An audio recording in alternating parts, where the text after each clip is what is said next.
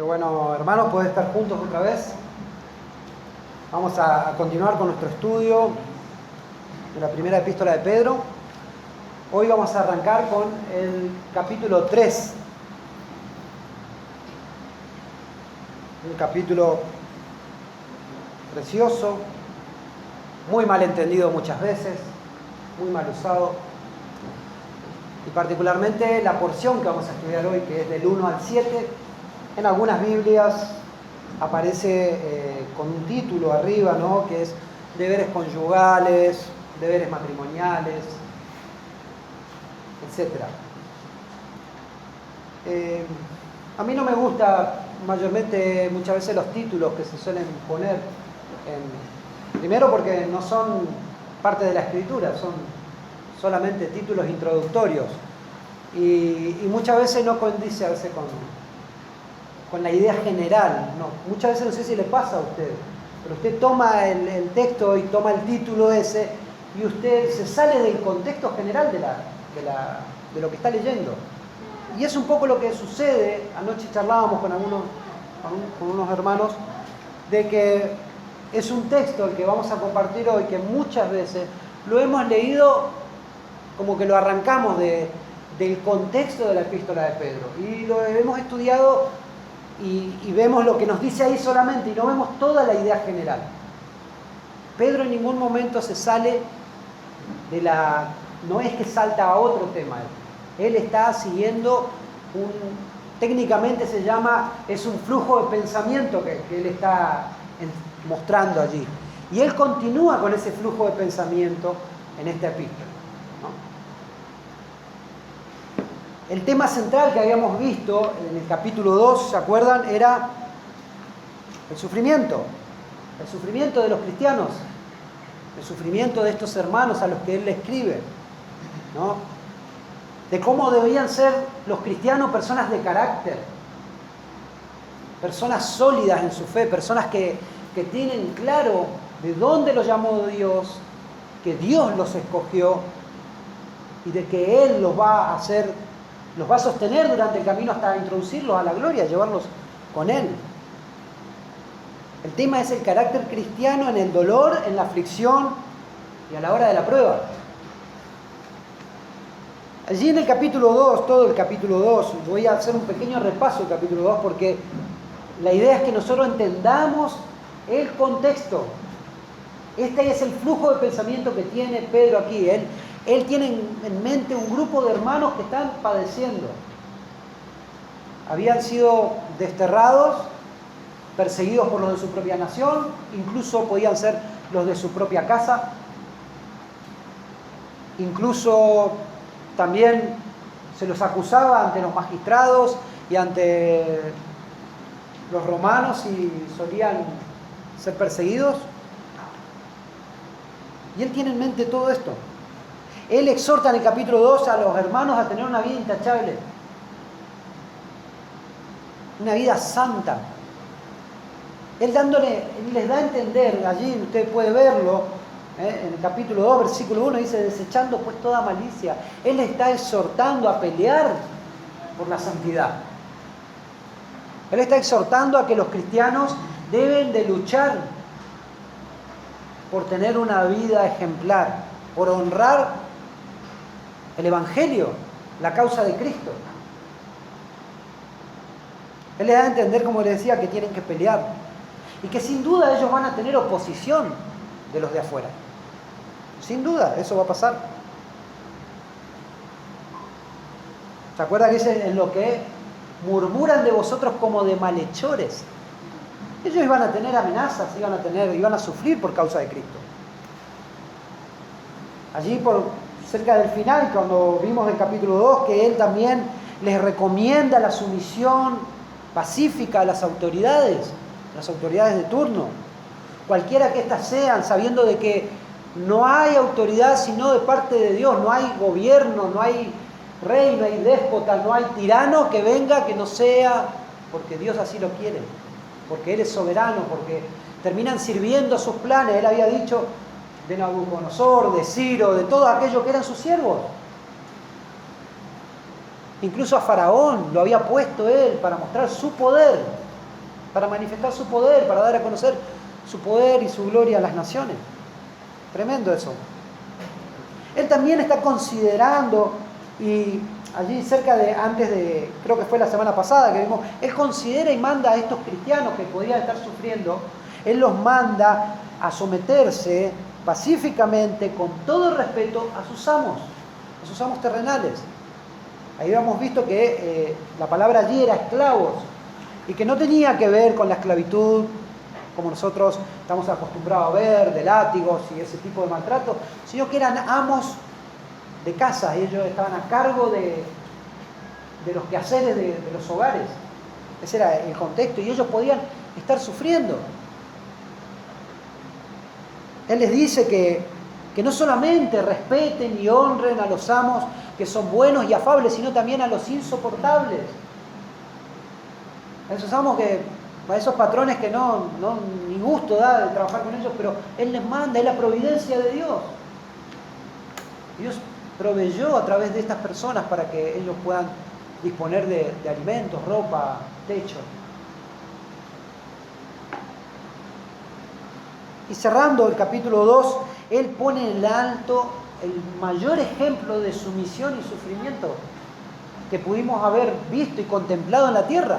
Él pone a Jesucristo. Él pone a Jesucristo. El mayor ejemplo de sumisión y aflicción. Y él da una descripción, ¿se acuerda que vimos? Acerca de todo lo que era Isaías. Él hace como un repaso de Isaías 53, allí del versículo 21 al 25. Hermanos, los creyentes, usted y yo, los destinatarios originales de esta epístola, fueron escogidos por Dios y fueron llamados por Dios para que sigamos las pisadas de Cristo, para que sigamos las pisadas de Jesús, para ser imitadores de Cristo. Esa es la idea que Él tiene en mente.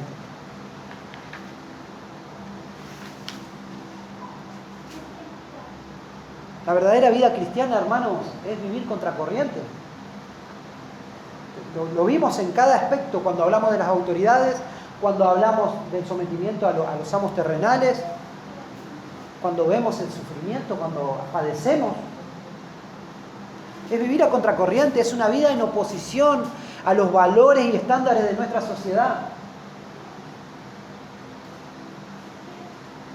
Él nos está llamando a una vida llena del Espíritu de Dios. Es imposible vivir de esta manera si no estamos llenos del poder y del Espíritu de Dios. Es la obra del Evangelio la que logra que nosotros podamos tener este tipo de vida victoriosa. Victoriosa no significa que no tengamos problemas, que no tengamos aflicciones, que no tengamos presión, que no enfrentemos dolor. La victoria significa vivir agradando a Dios en el medio de cualquiera de estas circunstancias. Una vida que da gloria a Dios cualquiera sea su situación. Que hermanos, yo se lo recordaba, hay un rechazo generalizado en la iglesia, en las iglesias modernas, en la iglesia humanista de este siglo. Hay un rechazo a la aflicción. Y la Escritura prácticamente nos recalca muchas veces de que va a venir la aflicción, que vamos a sufrir, pero hay casi un imperativo de que el cristiano debe de abrazar la aflicción, debe de esperarla. Muchas veces la aflicción viene envuelto en un feo paquete, pero dentro, hermanos, es la bendición de Dios para nosotros, para hacernos más a su imagen, para hacernos más a la imagen de Cristo, para conocer más profundamente a Dios. Usted piense, ¿se acuerda que lo habíamos dicho? ¿Cuándo es el mejor momento en el que hemos orado?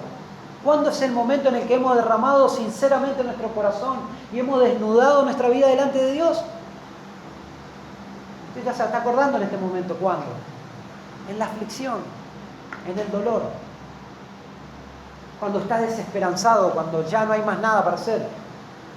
Y uno ahí se rinde a Dios. Y pareciera que Dios en ese momento viene a nosotros. Y se hace mucho más real, se hace mucho más vívida esa experiencia de conocer a Dios. Hermanos, muchas veces la aflicción debemos de abrazarla como una bendición del cielo. Debemos recordar que Dios es soberano siempre, no cuando todo nos va bien. Dios es soberano siempre, siempre.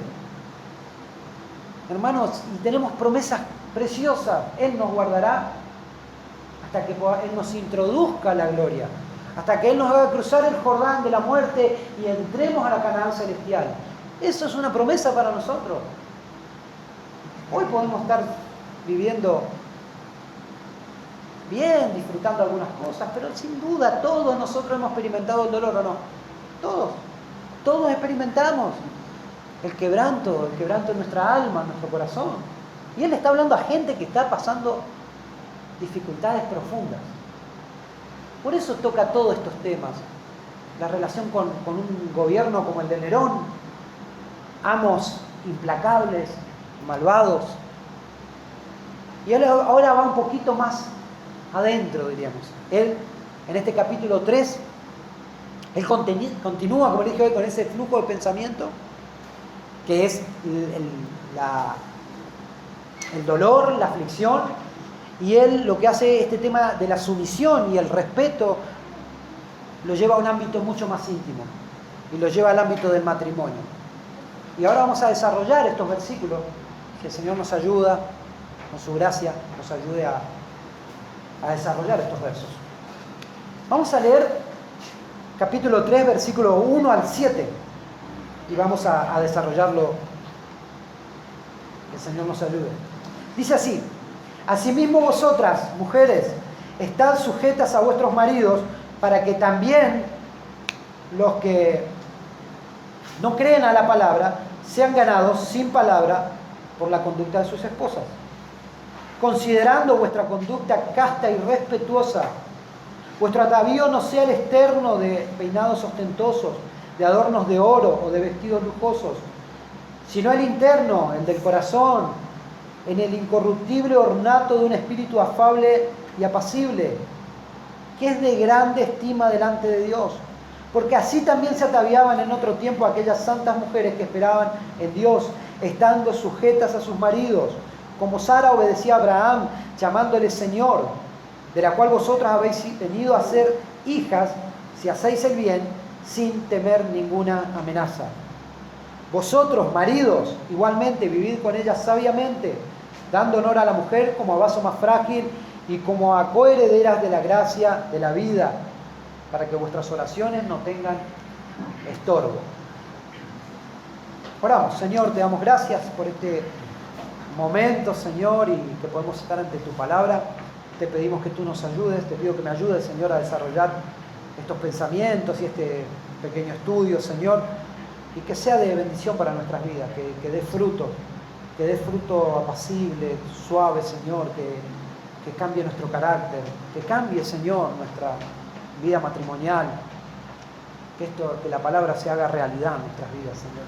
Te lo pedimos en el nombre de Jesús y pedimos tu asistencia, Espíritu Santo. Amén. Amén. Como ya habíamos visto, ¿no? Pedro se está dirigiendo a una congregación que está sufriendo. Ellos sufrían persecución por la aflicción de los gobiernos inescrupulosos, amos insoportables, pero también él considera en este momento que algunas mujeres estaban sufriendo en manos de sus propios esposos.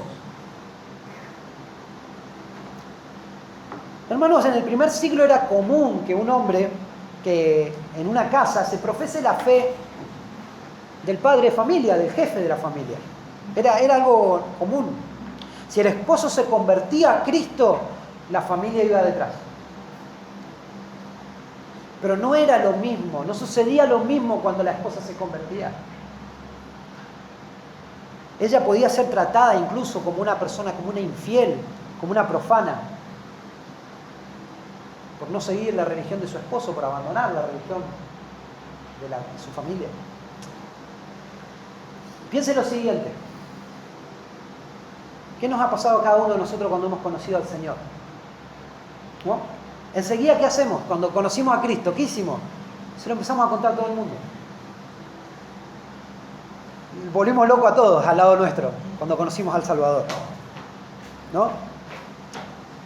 Y se le contamos a nuestra familia, estamos asombrados por la gracia de Dios, estamos asombrados porque Él me salvó, me perdonó mis pecados, yo iba directo al infierno y todos sabemos lo que nos sucede en nuestro corazón cuando la obra de salvación, la obra de gracia sucede.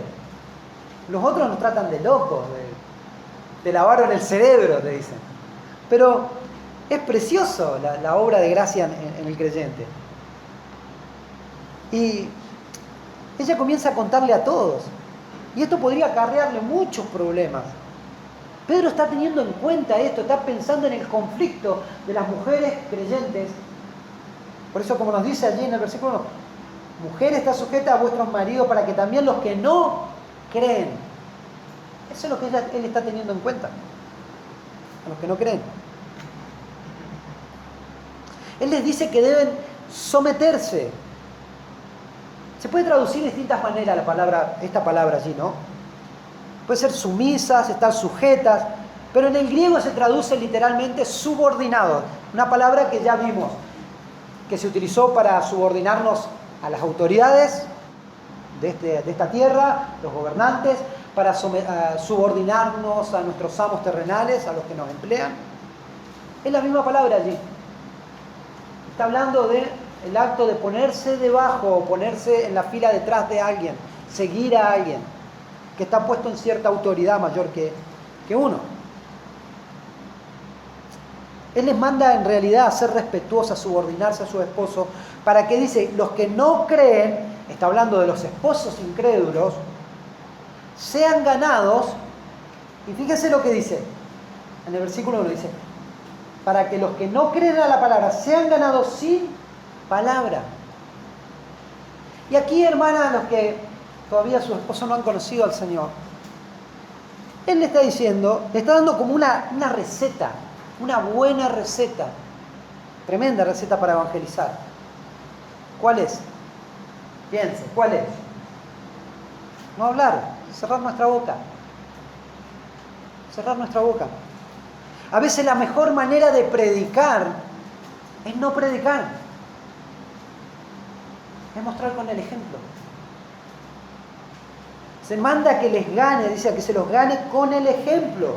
Versículo 2 dice, considerando vuestra conducta casta y respetuosa. También esas dos palabras se pueden traducir como pura. Y también la palabra allí, respeto, también se traduce como temor. Es una persona respetuosa, sumisa, de un carácter afable. A una actitud reverente. Se utiliza también para eso.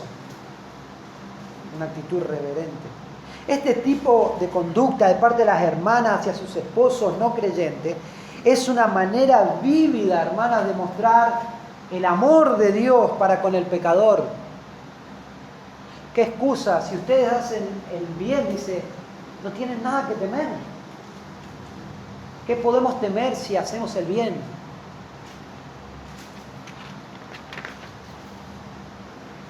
Una esposa ejemplar, la idea es que lograría agradar a su esposo y de esta manera él dejaría que ella siga practicando esta nueva religión que ella está practicando, a la que ella asiste. O en el mejor de los casos, por la gracia de Dios, él podría acompañarle y luego llegaría a ser también un creyente más. Como muchos casos que conocemos y que hemos visto. Pero ahora quiero hacer algunas objeciones que creo que usted, desde que comenzamos a leer este texto, se está haciendo, y particularmente sé que las hermanas se pueden hacer esta pregunta. Y es una pregunta lícita, porque nos han bombardeado la cabeza con que la Biblia es machista, ¿no? ¿Ustedes escucharon eso? Que la Biblia es machista, que esto, que aquello, pero bueno, voy a plantear un par de objeciones al hecho de que las esposas se sometan a sus esposos, que sean sumisas a sus esposos. Primero pareciera mostrar, ¿no?, que la Biblia pareciera mostrar que la mujer como que fuera inferior al hombre en esto. como que la Biblia es machista. Mire, lejos de eso, la Biblia es la única que plantea igualdad. Por excelencia, la Biblia plantea verdadera igualdad y verdadera dignidad. En valor, aunque en diferentes roles y funciones. Eso sí lo muestra la Biblia. Diferentes roles y funciones. Pero la Biblia resalta la verdadera igualdad y valor de la persona. Allí en Génesis 1, versículo 27, tenemos en el comienzo el verdadero valor y la verdadera dignidad de la persona. Dice, y creó Dios al hombre a su imagen. Cuando habla del hombre está hablando de creación. Género humano. Dice, a imagen de Dios lo creó. Varón y hembra lo creó. La dignidad, hermanas, de ustedes viene de la imagen de Dios estampada en ustedes. Al igual que en el hombre, no hay diferencia. Cumplimos diferentes roles, diferentes funciones, pero su valor viene de la imagen de Dios en sus vidas.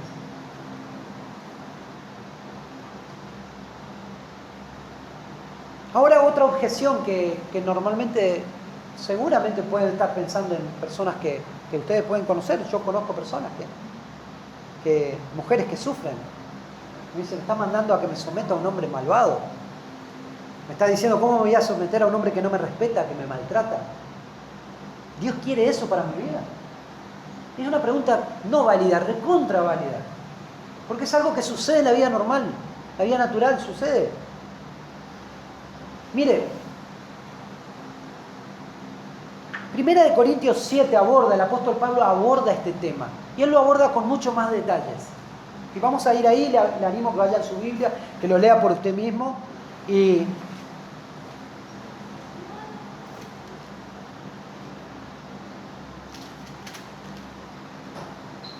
Primera de Corintios 7. Vamos a intentar responder esta pregunta. Después vamos a dar unos consejos personales acerca de esto. Primera de Corintios 7, también usted va a encontrar allí algún título acerca de los problemas en el matrimonio. En algunas Biblias figuran en el título problemas en el matrimonio. Y el versículo 10, voy a saltear algunos versículos porque vamos a enfocarnos más en el tema de la esposa. Nos dice así, capítulo 7, versículo 10. Dice, ahí está teniendo en cuenta el matrimonio. Dice, pero a los que están unidos en matrimonio, mando, dice, no yo, o sea, no el apóstol Pablo, sino el Señor, que la mujer no se separe del marido, y si se separa, quédese sin casar, o reconcíliese con su marido, y que el marido no abandone a su mujer. Versículo 13, dice, y si una mujer tiene marido que no sea creyente, y él consiste en vivir con ella, no lo abandone. Ahí tiene una buena respuesta. Si hay paz en el matrimonio, sabemos que la paz completa no existe en los matrimonios porque está el pecado presente todavía. Pero si consiste, el esposo está de acuerdo en seguir con su esposa, por más que él sea incrédulo, o viceversa, pero normalmente se da que es la esposa creyente y el esposo que no se convierte todavía. Si él consiste, que esté con su esposo, que no lo abandone, que no lo separe, que no se separe. Allí versículo 14 dice, porque el marido incrédulo es santificado en la mujer y la mujer incrédula en el marido. Pero de otra manera vuestros hijos serían inmundos, mientras que ahora son santos. Versículo 15 dice, pero si el incrédulo se separa, sepárese, pues no está el hermano o la hermana sujeto a servidumbre en semejante caso, sino que a paz nos llamó el Señor. Es bien clara la palabra. No está obligada la esposa a someterse a eso, a maltrato. Y ahora voy a dar un pensamiento personal acerca de esto. Versículo 16. Porque, ¿qué sabes tú, oh mujer, si quizás harás salvo a tu marido? ¿O qué sabes tú, oh marido, si quizás harás salvo a tu mujer? Hermana, si es su caso o conoce algún caso y usted puede ministrarle de alguna manera con estos consejos, en el caso de que una hermana esté sufriendo malos tratos en manos de su esposo, Lo primero que usted tiene a sus hermanos en Cristo, con los cuales hablar, con los cuales ayudarle a llevar las cargas. Usted tiene la iglesia local, para acompañarle, para ministrarle.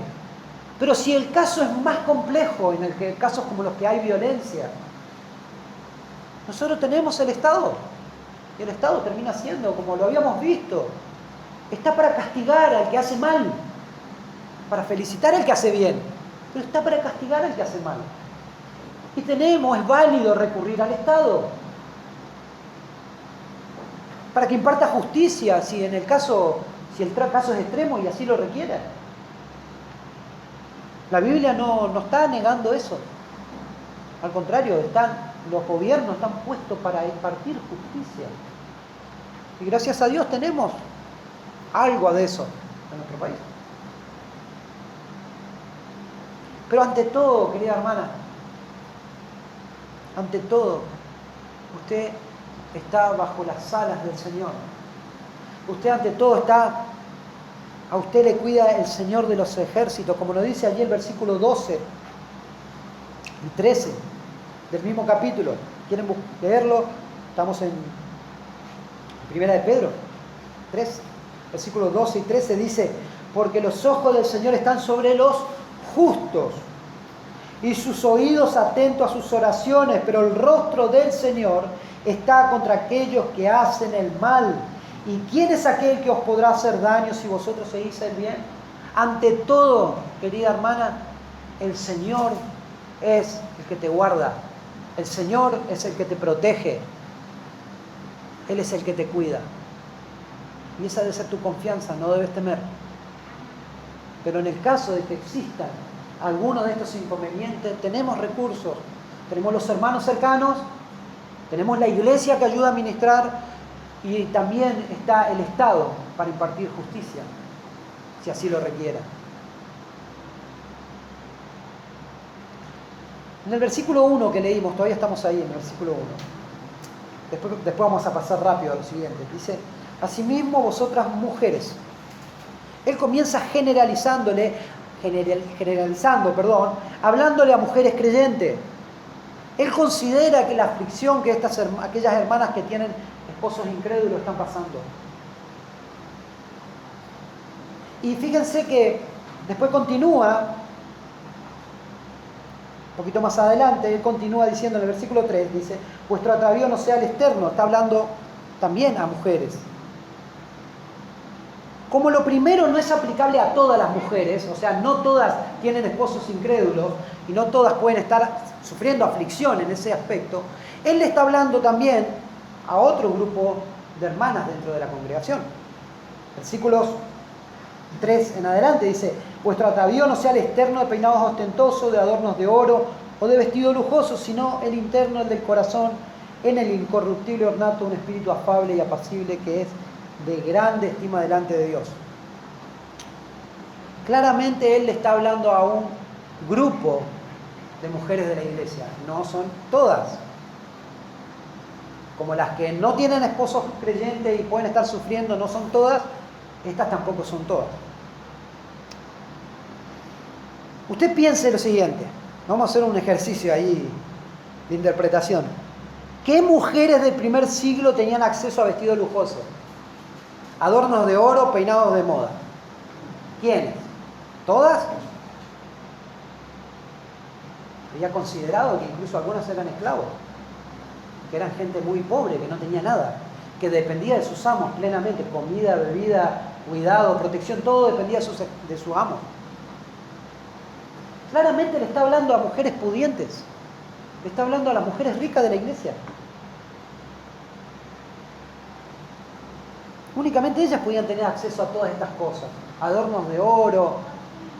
No sé si existían, no creo que se hayan existido la peluquería, pero habría señoras otras mujeres que las adornaban, que se dedicaban a embellecer a las otras mujeres. Serían las cosmetólogas de la época, ¿no? Pero bueno, y ni hablar de vestidos lujosos, la ropa era carísima en ese contexto. La ropa era carísima, no es como ahora que vamos, y los adornos de oro ni hablar tampoco. Hoy hay billutería barata, pero en esa época no existía el plástico. Así que es lo que está haciendo, mostrando este ejemplo, y quiero también ahí hacer un punto, porque esto también se ha llevado a extremos y ya vamos a verlo. Dice, vuestro atavío, dice, no sea el externo. Después en el 4 dice, sino el interno. Él lo que está usando aquí está dando un ejemplo para usarlo como un contraste. Esa es la idea. El apóstol, con esta comparación, y hermano, présteme mucha atención porque esto ha sido de tanto problema en las iglesias. Se ha tomado este texto para aplicar un legalismo rabioso en las iglesias.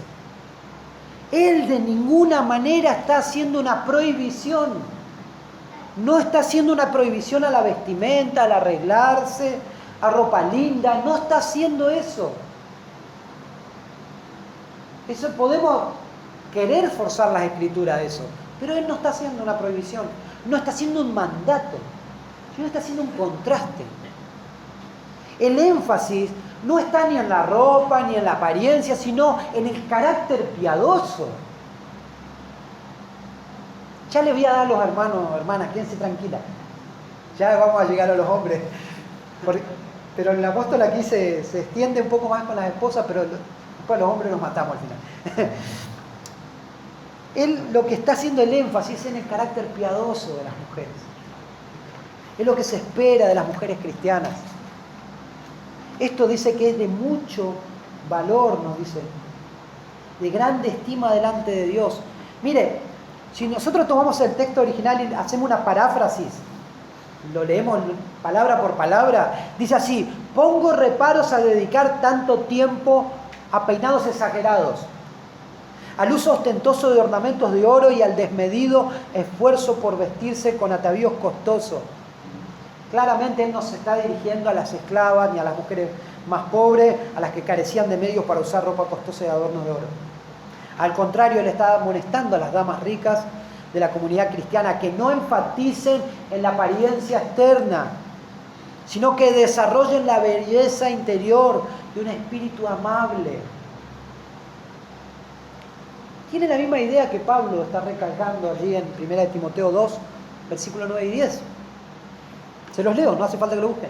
Dice: asimismo que las mujeres se atavíen de ropa decorosa, con pudor y modestia, no con peinado ostentoso, ni oro, ni perlas, ni vestidos costosos, sino con buenas obras, como corresponde a mujeres que profesan piedad. Otra vez un contraste está haciendo allí. El énfasis está en que no se preocupen tanto solamente por lo exterior. No dice que abandonen lo exterior. No significa que las hermanas vengan con sotana a la congregación y que nunca se arreglen. No, hermana, no haga eso. No. Arréglese. Para su esposo, obviamente. Sino él está haciendo un énfasis en el ser interior. En vez de adornos externos, adornarse interiormente, cultivar un buen carácter, cultivar la piedad. Allí cuando dice, sino el interno, el del corazón, la traducción literal es el ser interior, es la oculta persona del corazón. Así se traduce. Usted toma la interlineal y usted la lee así, dice, la oculta persona del corazón. Es que, hermanas, mientras que los peinados, la joya y la ropa se usan para ostentar, para mostrar por fuera, el ser interior está oculto a la vista de los demás. Y él está mandando, no, trabajen adentro, trabajen en sus corazones. Y miren cuál es ese atavío, cuál es esa ropa. Él pone el ejemplo de lo exterior, la belleza exterior, y ahora pasa a qué es la verdadera belleza interior de una mujer. Dice, sino el interno, el del corazón, en el incorruptible ornato de un espíritu afable y apacible, que es de grande estima delante de Dios.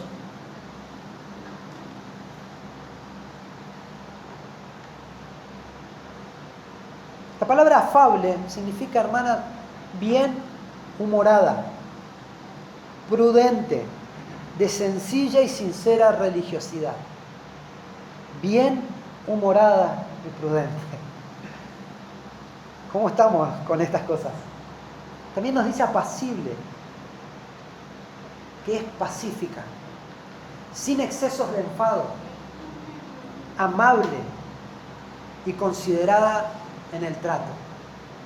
Claramente está hablando de ser transformada por el poder de Dios, tener el carácter de Cristo. Mire cómo la Nueva Traducción Viviente, sabemos que no es una versión, es prácticamente una paráfrasis, pero está muy bueno cómo lo traduce. Dice así, en la Nueva Traducción Viviente: no se interesen tanto por la belleza externa, los peinados extravagantes, las joyas costosas, la ropa elegante. En cambio, vístanse con la belleza interior, la que no se desvanece, la belleza de un espíritu tierno y sereno, que es tan precioso a los ojos de Dios. Dios lo mira con agrado eso. Que trabajemos, que trabajen en estas cosas. Vamos a sacar en claro algo aquí, alguna pequeña lección. Hermanas, no se obsesionen con la apariencia externa. Claramente le está diciendo que no sean superficiales. Más bien cultiven una vida interior que es de mucho más valor que la exterior. Voy a pasar rápido por los versículos 5 y 6, que dice: así también se ataviaban en otros tiempos aquellas santas mujeres que esperaban en Dios, estando sujetas a sus maridos, como Sara obedecía a Abraham, llamándole Señor, de la cual vosotras habéis venido a ser hijas, si hacéis el bien, sin temer ninguna amenaza. Él está recordando allí las mujeres de la antigüedad y las pone como ejemplo. Ellas vestían con ese carácter piadoso. Aquellas santas mujeres tenían una característica. Dice, esperaban en Dios. Esperaban en Dios, estando sujetas, estaban subordinadas a sus esposos. Ahora, ¿qué significa ser sujeta, estar sujeto, ser sumisa? Significa ser respetuosa. Significa cooperar voluntariamente con alguien por amor a Dios y por amor a esa otra persona. Y esto nosotros lo vemos en la Biblia, que no es exclusivo de las esposas. Efesios 5, versículo 21 dice: someteos unos a otros en el temor de Dios. Es algo que tenemos que hacer todos, no solamente las esposas. No es que las esposas servilmente se sometan a los esposos y nosotros las mandamos, no. Someteos, dice, unos a otros. Y el ejemplo que pone de Sara es un ejemplo que claramente está en un contexto cultural. Hermana, no está diciendo que usted le tiene que llamar señor a su esposo. No. Bajo ningún punto de vista. No quiere decir eso. ¿No? Él lo que está recalcando allí o remarcando, es la actitud de Sara, ¿no? La virtud de Sara, mostrando el respeto que ella tenía, y era algo cultural de llamarle señor a sus esposos. Nuestros padres, normalmente, no sé si a ustedes, sus padres lo hacían, pero yo recuerdo que por ejemplo, mi suegra y la familia de mi esposa, ellos a sus padres les llaman usted. Y todavía se practican por ahí en el interior. Usted debe recordar que los padres llamaban a nuestros abuelos, usted, ¿cómo le va? Con ese respeto, es cultural. Y es lo que está diciendo acá, que sean respetuosas, nada más. Así como Abraham es el padre de la fe de los creyentes, Sara lo es de las mujeres creyentes. Y se espera que las hermanas imiten ese carácter piadoso de Sara, haciendo el bien, comportándose como una digna de una hija de Dios, viviendo sin temor, esperando en el Señor confiadamente, siempre.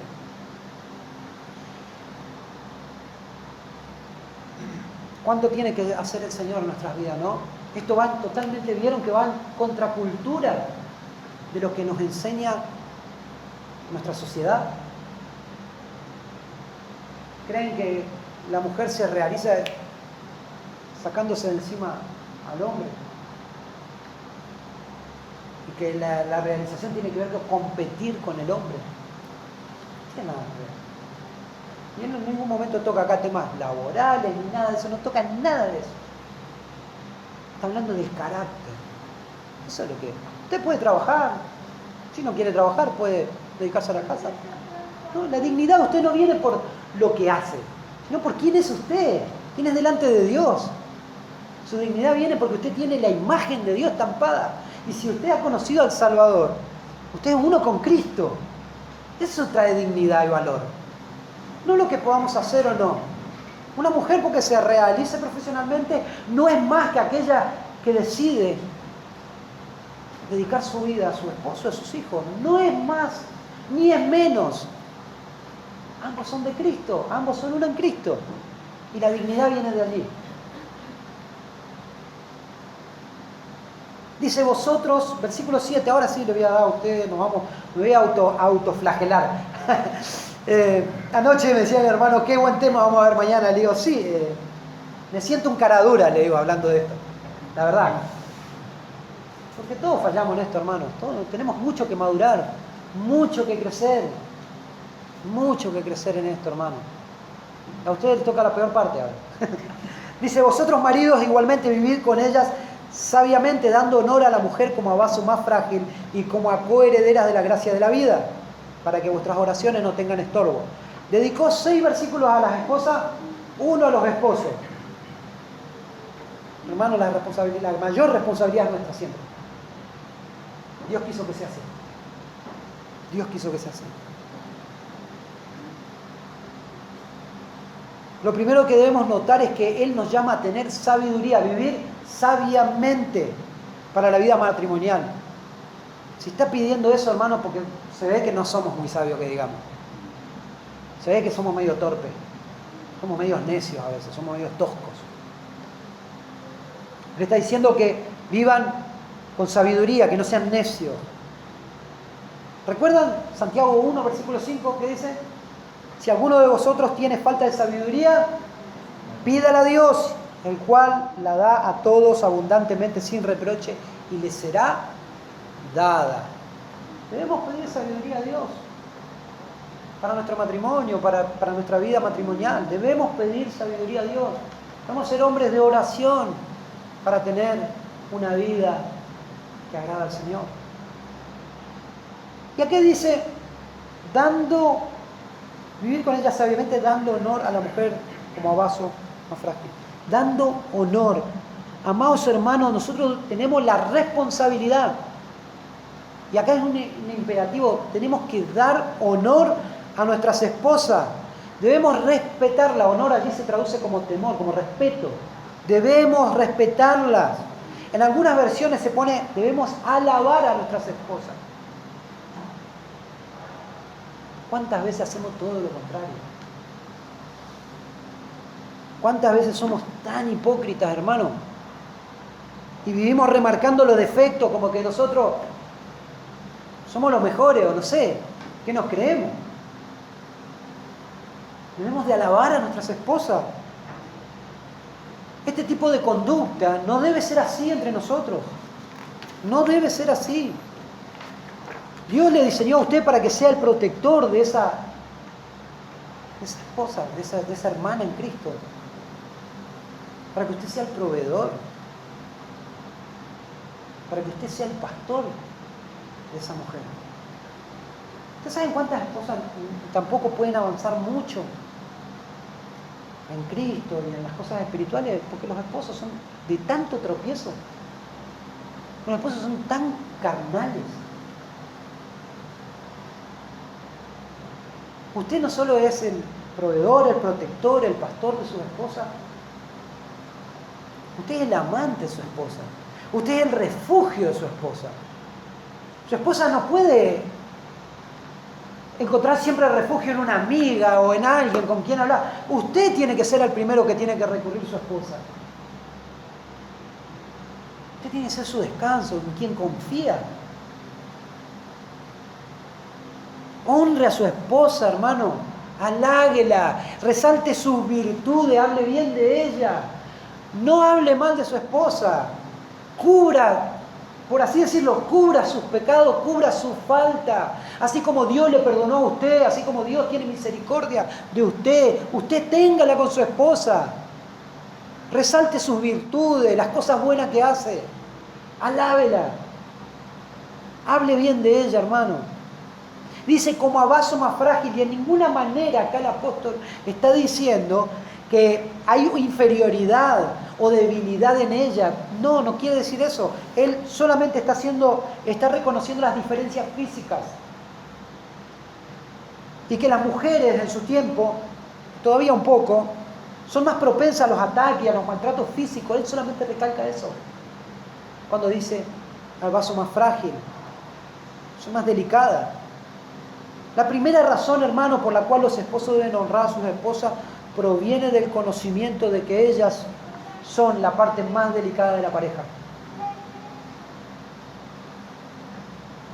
La palabra más delicada se refiere, como les dije, al vigor físico y no a las capacidades intelectuales, a la fibra moral o al valor espiritual. En eso estamos iguales. Por eso ahí lo recalca bien. Dice, y como a coherederas de la gracia de la vida. Aquí muestra la igualdad delante de Dios. Aquí muestra la igualdad delante de Dios. Ambos han sido comprados por la misma sangre. No hay diferencia ante nuestro Padre Celestial entre hombre y mujer. Como nos dice allí en Gálatas, ¿lo recuerdan? Gálatas 3, versículo 28 dice, y ya no hay judío ni griego, ni esclavo ni libre, no hay varón ni mujer, porque todos vosotros sois uno en Cristo Jesús. Hermano, la Biblia es una cachetada en la cara del feminismo. Ni hablar del machismo. El Evangelio dignifica al hombre y dignifica a la mujer. Le da verdadero valor.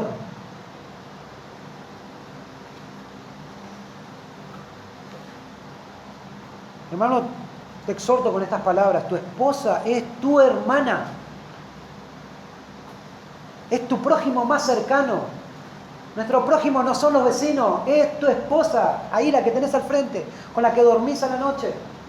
Es tu esposa, es tu prójimo más cercano, es carne de tu carne, así que hermano, ojo, tené cuidado. Yo tengo que tener cuidado, mucho cuidado. El Señor ve todo esto. Claramente es un llamado a que los hombres no sean hipócritas. ¿Por qué toca al final? Cierra el versículo 7 diciendo, para que vuestras oraciones no tengan estorbo. Está haciendo un llamado a la conciencia de los hombres, que no sean hipócritas, que no vivan una vida espiritual superficial, mientras en sus casas tienen maltrato con sus esposas. Son ásperos, son toscos. No. Es un llamado a que seamos sinceros, a vivir de una manera honesta con nuestras esposas. Hermano, no podemos, claramente esto tenemos que remarcarlo siempre, porque el hombre tiende a ser áspero, tiende a ser tosco, a ser duro. Pero hermano, no podemos darle un trato desagradable a nuestras esposas y pretender avanzar en nuestra vida espiritual. Es una incongruencia, es una locura. No vamos a avanzar. No vamos a avanzar espiritualmente si tratamos mal a nuestras esposas. Nuestras oraciones tienen estorbo. Está diciendo, Dios no nos escucha allí. Está teniendo un poco en mente cuando el Señor mismo dice, si vas a ir a ofrecer tu ofrenda delante de Dios, pará, dejá tu ofrenda ahí, andá y arregla tus problemas con tu hermano que tenés problemas. Nuestra esposa es nuestra hermana también. Y después vení a presentar, después vení a adorar, después vení a orar, después vení a hacer vida espiritual. Pero solucioná eso primero. Solucioná eso.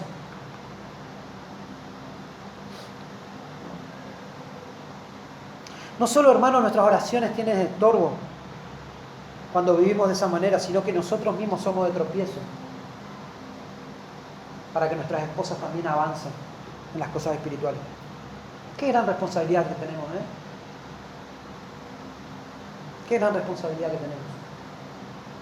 Hermanos, le exhorto a ser un buen administrador de esta bendición. Si Dios te ha dado esposa, te ha dado una mujer, te ha dado una de sus hijas, cuídala. Él puso a nuestro lado, bajo nuestro cuidado, una de sus hijas. Hermano, esto nos debe llevar a temer a Dios. Dios no puede ser burlado. Todo lo que el hombre sembrare, esto se hará. Hermana, si Dios te ha dado un compañero creyente, Si no lo es también, debes cooperar con él. Nosotros tendemos a ser duros, ásperos. La esposa tiende a sobrepasarlo, a rebelarse.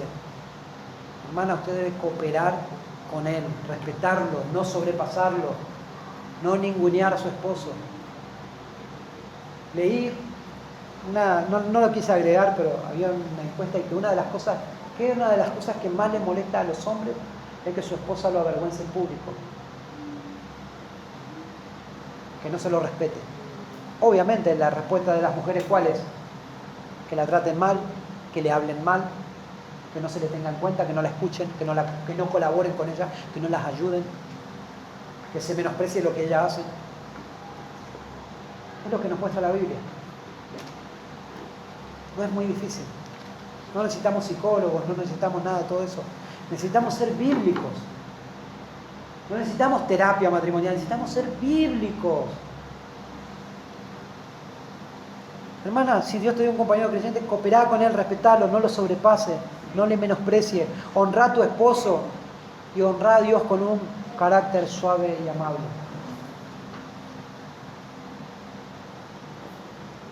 Y les dejo una frase para mí célebre de Martín Lutero que dice: el cristiano debe amar a su prójimo, y dado que su esposa es su prójimo más cercano, ella debería ser su más grande y su más profundo amor. Así que, hermano, ame a su esposa. Tome en cuenta lo que la Escritura le dice. Sea bíblico, por favor, seamos bíblicos. Terminamos orando, ¿le parece?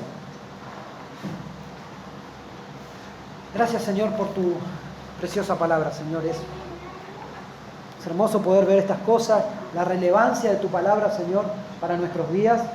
Señor, cómo sigue siendo tu palabra tan actual, aborda todos los temas que se siguen discutiendo en todas las épocas, y tu vigencia, Señor, la vigencia de tu palabra eterna está allí presente.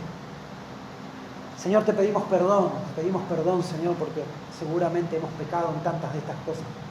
Todos nosotros, Señor. Te pedimos perdón, perdónanos, límpianos, Señor. Ayúdanos, Señor. Ayúdanos en nuestro matrimonio, Señor. Ayúdanos a ser como Cristo. Ayúdanos a amar a nuestras esposas, a entregarnos por ellas, a trabajar en su santificación, en su ayuda, en su crecimiento espiritual. Amarlas como Cristo amó a la iglesia, como tú nos mandas. Entregarnos completamente, Señor, a ellas. Ayuda a mis hermanas, Señor, a poder ser respetuosas, sumisas, Señor, a sus esposos,